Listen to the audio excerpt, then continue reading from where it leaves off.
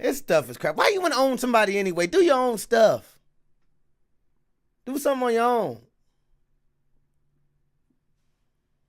The Western Hemisphere enslaved other indigenous peoples of the Western Hemisphere. Slavery was not based on race, much less on theories about race. Only relatively late in history did enslavement across racial lines occur on such a scale as to promote an ideology of racism that outlasted the institution of slavery itself. Wherever a separate people were enslaved, they were disdained or despised, whether they were different by country, religion, caste, race, or tribe. In East Africa, the Maasai were feared slave raiders, and other African tribes, either alone or in conjunction with Arabs, enslaved their more vulnerable neighbors. As late as 1891, it was reported that Manyuema slavers had demoralized surrounding tribes, destroying crops, and famine reigned everywhere. Even in the early 20th century, Abyssinians were still raiding other Africans and carrying off slaves. It was 1922 before the British had gained sufficient control in Tanganyika to stamp out slavery there. Arabs were the leading slave raiders in East Africa, ranging over an area larger than all of Europe. The total number of slaves exported from East Africa during the 19th century has been estimated to be at least 2 million. The form in which the story of slavery has reached most people today has been along the lines of the best-selling book and widely watched television miniseries Roots by Alex Haley.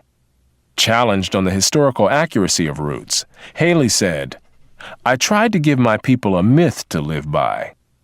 This instrumental use of history, or purported history, is open to the same objections as other instrumental myth-making. A myth? What do you mean, man? Roots was a hell of a graphic movie. One you really don't go watch multiple times, you know, if you get offended by stuff like that. Some people still got a soft spot for it. These pictures are graphic. Where did he pull these pictures from? Despite the impression created by Roots, during the era of the massive slave trade from West Africa, a white man was more likely to catch malaria in Africa than to catch slaves himself. The average life expectancy of a white man in the interior of sub-Saharan Africa at that time was less than 1 year. By and large, men from Europe or the Western Hemisphere came to the coasts of Africa, bought their slaves, and left as soon as possible. Got out of there. Even so, the death rates among the white crews of the ships carrying slaves to the Western Hemisphere were as high as the death rates among the slaves themselves. It was only much later, after quinine and other medical measures enabled Europeans to survive where there were tropical diseases, was it possible for them to invade Africa in force and establish empires there. But by then, the Atlantic slave trade had already been ended. During the era of that trade, Africa was largely ruled by Africans, who established the conditions under which slave sales took place. The crew of a slave ship was in no position to defy African rulers and their armies by going out across the land and capturing people willy-nilly. The stronger African peoples captured and enslaved the weaker peoples. The same pattern found over the centuries in Europe, Asia, the Western Hemisphere, and Polynesia.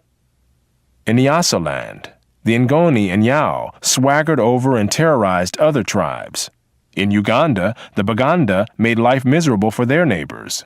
And the Nyoro and Hima of Anko enslaved Toro women and children. The Tutsi dominated the Hutu in Rwanda. The Maasai lorded it over the Kikuyu and Kamba.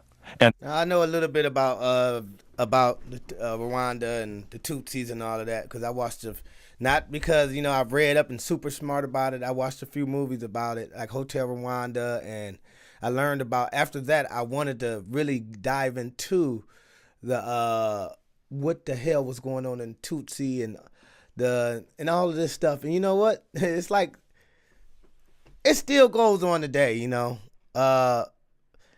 Blacks taking out blacks, you know, nothing's really changed. That was foul stuff that was going on back then.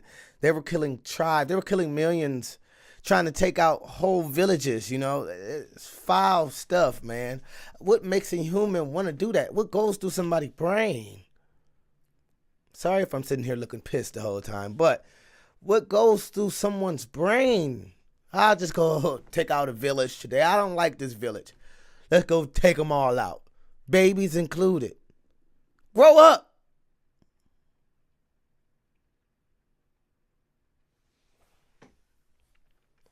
Just thinking about that type of stuff is just like, what in the world?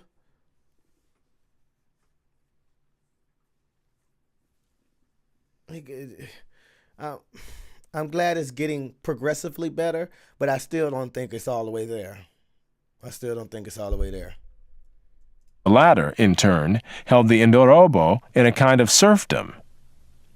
It was precisely the fact that Europeans, except for the Portuguese, seldom participated in the raids that captured and enslaved Africans that enabled most people in Europe and the Americas to remain oblivious to the traumatic experience that this was, with some Africans committing suicide to avoid capture and wives being whipped as they tried to cling to their husbands or children.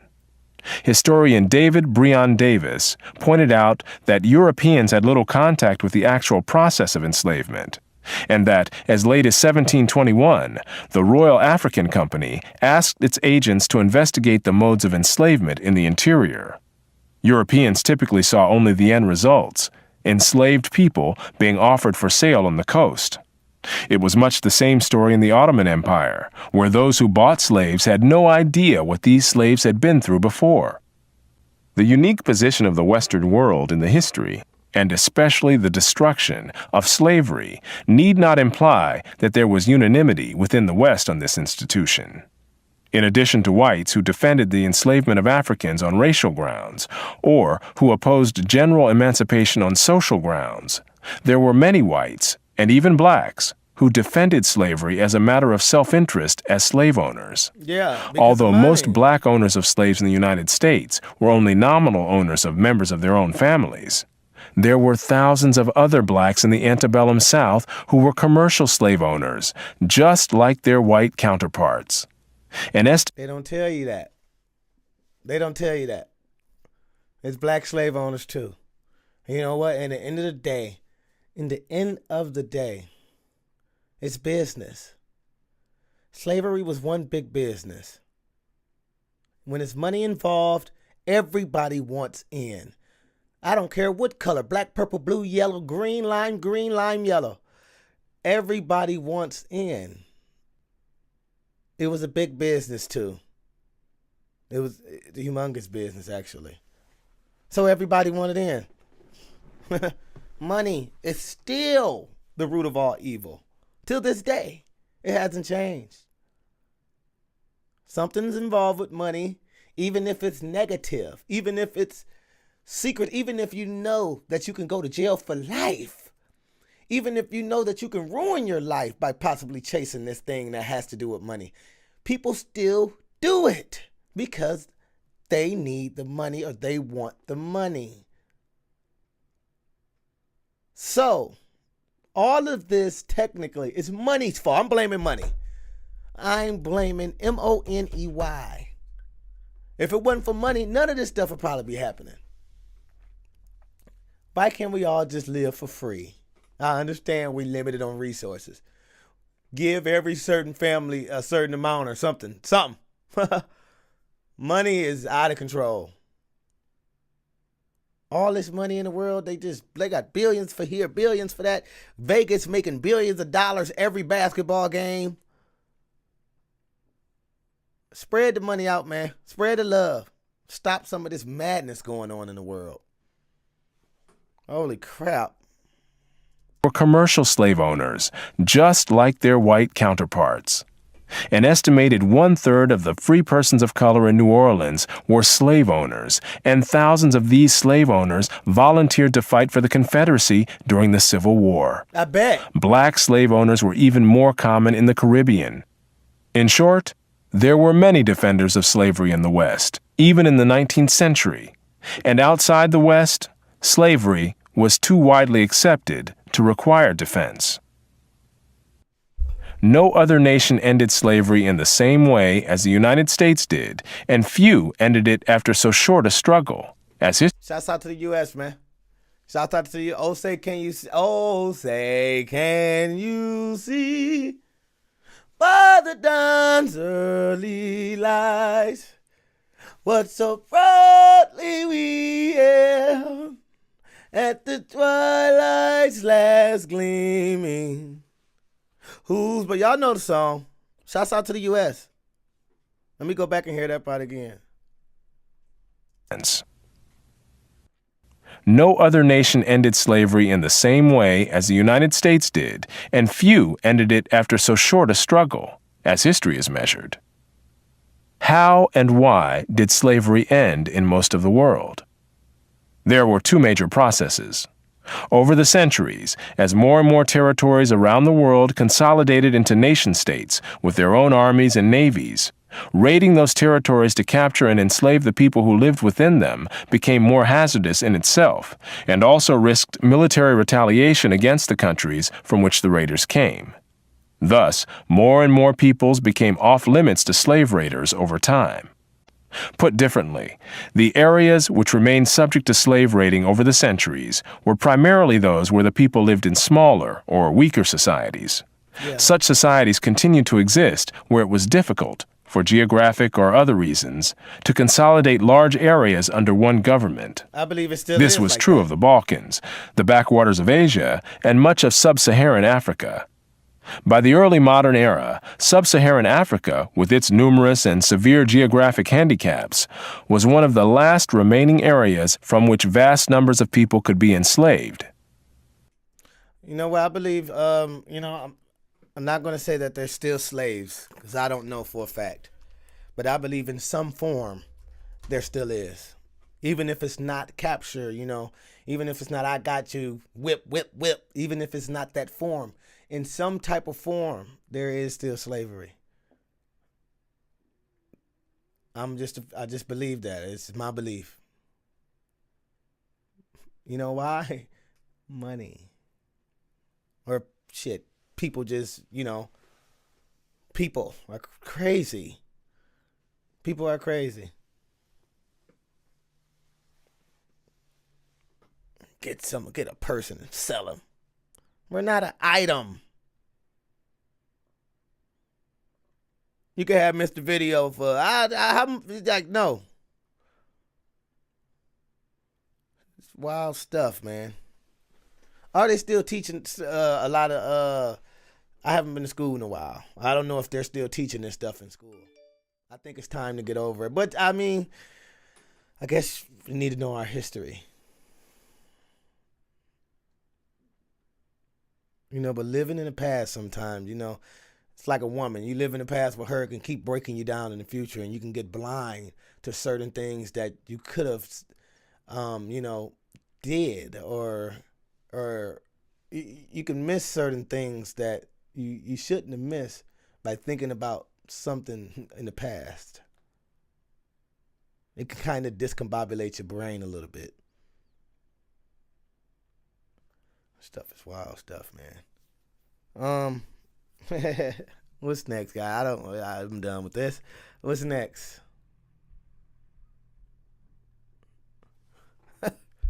Until next time. Peace.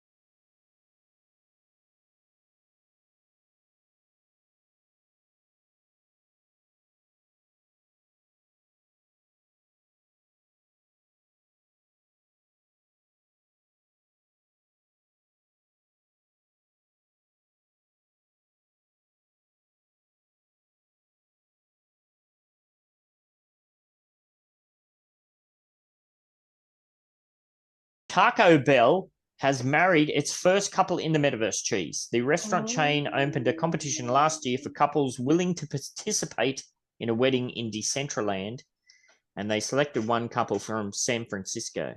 I'm sorry, but that sounds extremely redneck to me. Well, maybe, Like, yeah. ghetto redneck. Like having a wedding in McDonald's or... Well, I gotta see this.